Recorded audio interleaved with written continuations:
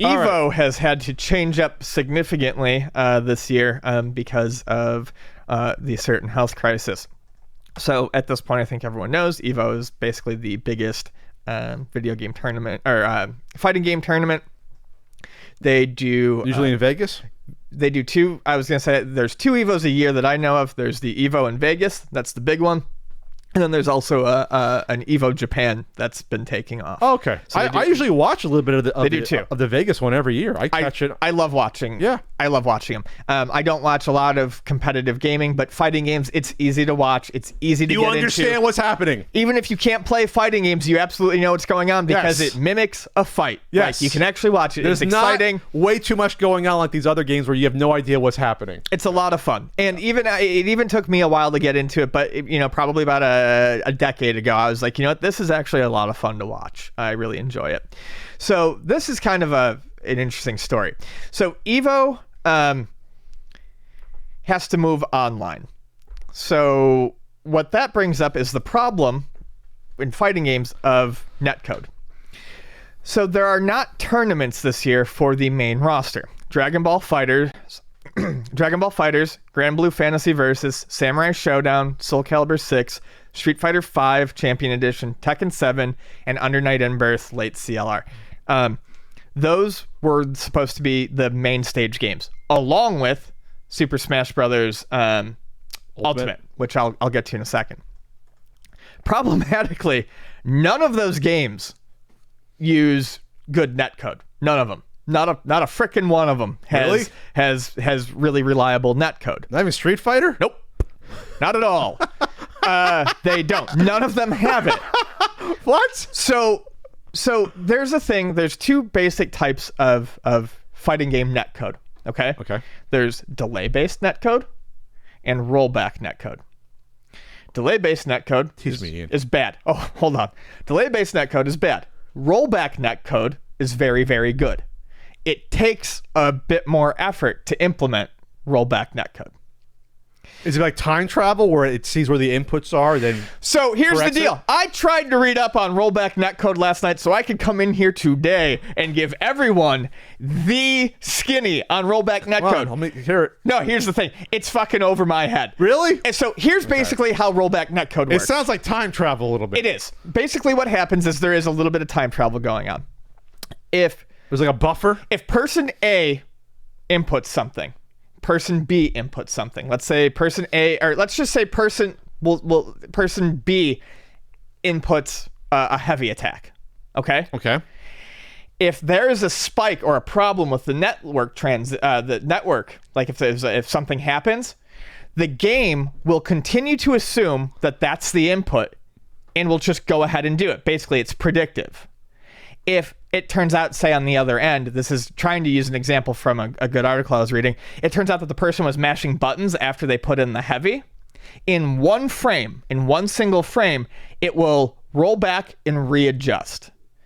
So what happens is you don't lose any inputs. Like either person, they don't lose any inputs. And everything is just adjust when it's put in. Right, and it happens so quickly that you don't notice it. Sure. As opposed to waiting for everything to like if there's a network spike, as opposed to waiting for all that data to finally come together. Yes. It will use its best. It'll use its best estimation. Let me talk about this. I went to it's called GGPO. Yes, GGPO. Short for Good Game Peace Out. Yes. Okay. GGPO uses a netcode technique called rollback. Rather than waiting for input to be received from other players before simulating the next frame, GGPO predicts the inputs they will send and simulates the next frame without delay using that assumption. When other players' inputs arrive, if any input didn't match the prediction, GGPO rolls back the state of the game to that last correct state, then replays all players' revised inputs back until the current frame. The hope is that the predictions will be correct most of the time, allowing smooth play with minimal sudden changes to the game state. The system in itself is highly similar to client-side prediction, but applied to a peer-to-peer setup. The client program can allow players to manually adjust latency in high ping situations, either creating a possibly jerky yet accurate representation or a smoother game with input delay. So so that's it. It's the way it's described, it makes it seem like you're going to see all this happening and it's going to be a mess, but it happens so quick. Yeah, it's probably a hundredth of a second or whatever it is. So a second. it works really well. I've played games with using rollback netcode, and I've played obviously tons of games that don't use it. And even with a bad connection, like it says, you might get something that looks a little jerky here and there, but it's very quick, and everything it works because it's respecting your inputs. Yeah, and it knows that 90% of the time, it's going to match what you are without rolling back or whatever it is, because it knows what's coming up, basically. So this leads to two interesting things that I want to talk about. One, Smash Brothers has like the worst netcode of fucking all the games. Like, it's just miserable. Nintendo said we don't care. I mean, it's playable, but it's absolutely nothing that you would want to use in a competitive setting. Okay. So, Dragon Ball FighterZ, Grand Blue, Sam Show, Soul Calibur, Street Fighter V, Tekken 7, Under Night In-Birth are still going to be featured during Online Evo, which is taking place over 5 weekends in July. They're all going to be featured, but they're all going to be like exhibition matches and content like that. They're not doing a tournament. So you're going to see them, but you're just not going to have... It's not going to count for anything. Right, exactly. And I understand why. You don't want any asterisks. It's going to be like Apollo Creed versus Ivan Drago in Rocky IV. You would not want the asterisks. So someone got killed.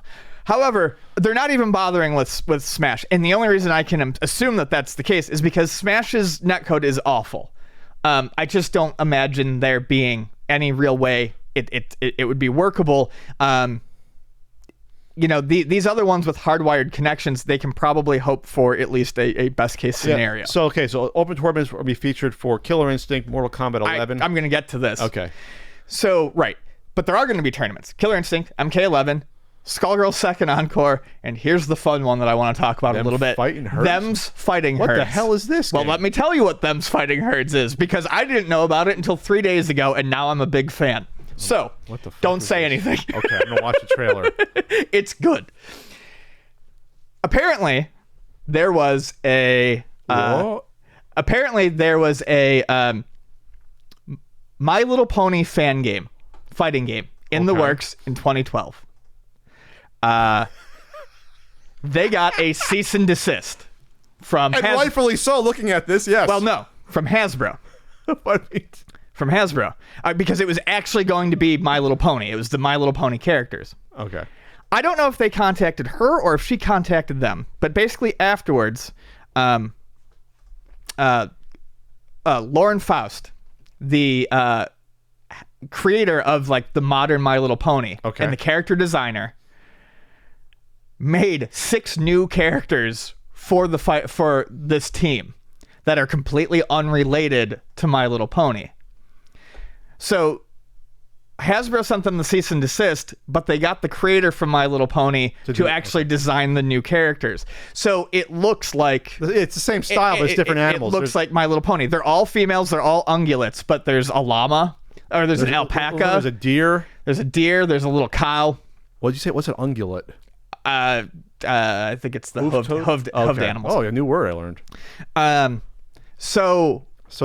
Anyways, it's running. It's not the same game. It's not using like the same mechanics, but it's running on the Skullgirls Second Encore engine. Skullgirls uses rollback netcode and is known for having high quality online play. Gotcha. So Them's Fighting Herds, which just got its official release after being it was in early access since 2018.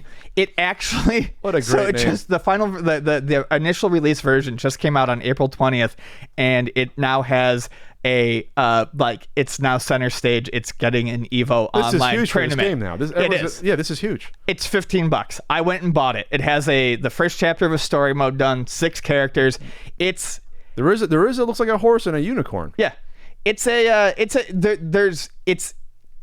How should I put it? It's light on the content right now. You know, most of the characters have, I think, two specials, 1 super, but everything is incredibly fluid and everything plays very well. The animation's fantastic, and it reminds me a lot of the early Capcom games before tagging. The alpaca's name is Paprika, by the way.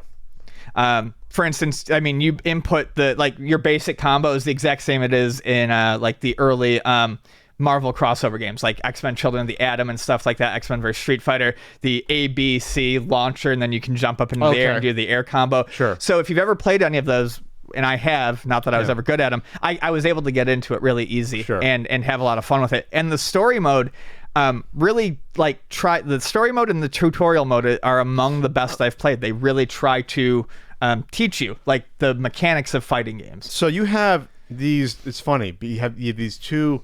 Well, this game is, no one knows this game yet. These games have the good netcode to play, but fucking Tekken and Soul Calibur and Samurai Shodown don't. And it's crazy because Killer Instinct, Mortal Kombat, Skullgirls, and Them's Fighting Herds weren't scheduled to be part of EVO. As a matter of fact, there were some people who were kind of upset that Mortal Kombat 11 wasn't coming back because it was part of EVO last year. This year, it wasn't supposed to be part of EVO, and now all of a sudden, it's one of the only games that's actually getting a tournament. This is insane. Simply because of the quality of the netcode. Something that a lot of, developers, and somewhat rightfully so, they assume that, the competitions are going to be done up close, but that doesn't mean you can just throw bullshit netcode in there, especially if you want people to learn your game and practice your game. You want your matches online to be as good as possible. So these games that weren't going to get any sort of attention this year are suddenly getting a lot of attention because they're well made on the back end. Bandai Namco, Capcom, SNK should be ashamed of themselves for letting something like this at this point. Obviously, they didn't realize something like this would happen, but your lunch is being eaten by these smaller games. Like, it's just insane that they would not adopt this. I guess if it's really that hard, but then these other... Skullgirls has it, and then Fighting Herd has it. Well, I believe the guy who came up with rollback netcode, if I'm wrong with the name, I'm going to feel so bad. I think it's Mike Zymont. It's in the Wikipedia. I think it's Mike Zymont. It's one of the Lab Zero guys, and for whatever reason, his name jumps into my head. I think he's one of the guys who basically kind of created rollback netcode. GGPO? GGPO and rollback netcode in general, and that's why Skullgirls runs so well. Fucking license it, or come up with your own version. Do something. This is insane. Maybe now this will maybe force them to be. Oh, we can't do this again. I think all the next generation of fighting games are going to have it because players have been very vocal. When Guilty Gear Strive was announced, Guilty Gear is like one of my favorite fighting game series. When Strive was announced, which isn't out yet, it was announced without having rollback netcode, and people went fucking nuts. They were like, "How can you not implement it?" And they actually were like, okay, we'll implement the rollback netcode. So I would imagine that most fighting games coming out, hopefully. Well, Grand Blue just came out, and that doesn't have it. I'm looking at this. According to the Wikipedia, GGPO was on Marvel vs. Capcom 2, which came out. New Age of Heroes came out 2009. Yeah, because it was the re-release. It was the Xbox Live version. So Street Fighter 3 Online had it. Yes, a lot of these online ones have had the GGPO added to them. Why wouldn't they think it could be important enough to put it into these newer releases? Doesn't make any sense. They're dumb. So is it that much more money? Street Fighter X Tekken had it, and no one I think played that game. Right. The third anniversary just came out a couple years ago. Has it? Yep. So I don't understand. Like, I think it depends on who's actually doing it. Capcom made Street Fighter 5. I think like Code Mystics did the updates for online versions, and there's actually, if you search rollback netcode, one of the explanation videos is from Code Mystics. So it's like, these are Capcom games, sure, but Capcom isn't actually... People who care more about the online netcode are doing the ports, if that makes sense. Marvel vs. Capcom Infinite has rollback networking. It looks like there's a difference between rollback netcode. Well, it says rollback networking on the Wikipedia. I would imagine that's the same. But that's a little bit different than the GGPO. It looks like there's a difference. I'm trying to figure it out. GGPO is just kind of a brand name for it. Rollback netcode is rollback netcode. Okay, it's the Vaseline versus petroleum jelly. Yes. I always love. One day I want to sit down and write down all those ones, the generics that we use instead. There's tons of them. We just always forget them until they come up. So that being said, I'm excited for EVO this year. It'll be fun. It'll be nice to see some Skullgirls again. I'm very excited to see them's Fighting Herds and see how people play it. And fighting game people are getting into it. One of the guys actually, no, I can't remember who it was. Someone I follow who's big in the fighting game scene, though, was like, basically when the game came the other day after it was announced, was going to take a break from fighting games, downloaded them's Fighting Herds to check it out. 7 hours later, here I am. So, and then they're doing a Marvel vs. Capcom 2 special tournament, invitational tournament for the 20th anniversary. Right. And that has this built in, the GGPO, so that'll work great. Yes. or has the generic. I Either believe they're using that version. so that's great because people love that game, obviously. Yeah. And so I'll probably check out some of that, and I'll check out some of this them's fighting herds. I'll check it out and see what's going on there. All right. Well, that was interesting. And then of course Nintendo doesn't give a shit because they're going to sell their games no matter what. Yeah. Basically. I mean, that's what it comes down to. I mean, it doesn't really hurt them too much because it's not like Smash Brothers people weren't going to buy it if they didn't really. Obviously, they bought it in, no matter what. But it's not like they really catered to the fighting community ever with their Smash Brothers games. No, the fact that it has become a competitive fighting game is impressive because Nintendo's never really given a shit about making it a competitive fighting game. Once Melee got bigger and bigger, post GameCube, it's not like Nintendo's probably looking like, we're not making money off this, so who cares? It's not like we're not making brand new Smash Brothers GameCube games, so the fighting community is like totally separate from us. But then they started doing a little tournament stuff on the side and catering. They realized that there was some money to be made there, but it's still not their main focus. It's not their bread and butter. Let's put out a cute game called Animal Crossing and sell fucking 15 million units in like a month. Like that's like that's, and then we'll put out Paper Mario and that'll be the hit for like a month and a half by itself. Like that's what Nintendo's become in this weird social media age. It's strange to see that happen, but it's good because it didn't happen during the Wii U era, that's for sure. No one gave a shit about most of the games released. Right.